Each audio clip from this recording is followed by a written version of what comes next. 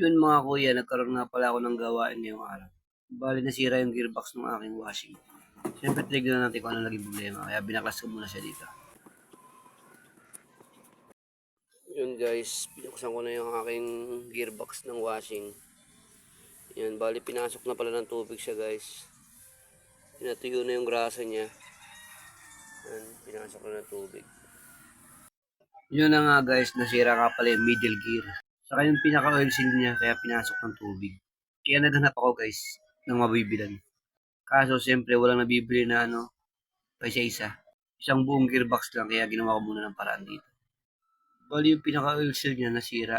Putol din yung spring, kaya nilagyan ko ng alambre para sumikip dun sa pinaka-shafting niya. Pero pang samantala lang yun kasi bumili na nga ako ng bagong oil seal saka ng bagong middle gear. Umorder ako sa online Lazada. Ito yung middle gear niya. Pudpud. Yan yung kaya umiingay. Umorder na ako sa Lazada nito guys.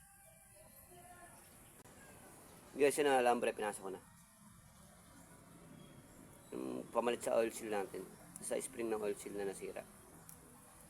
Yun na nga guys, siyempre ito. Natapos ko na siyang assemblein.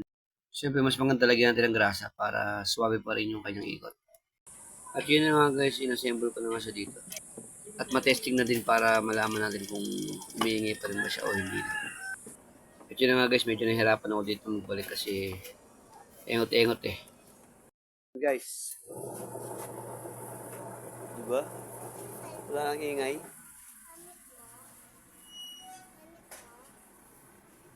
Oo, diba?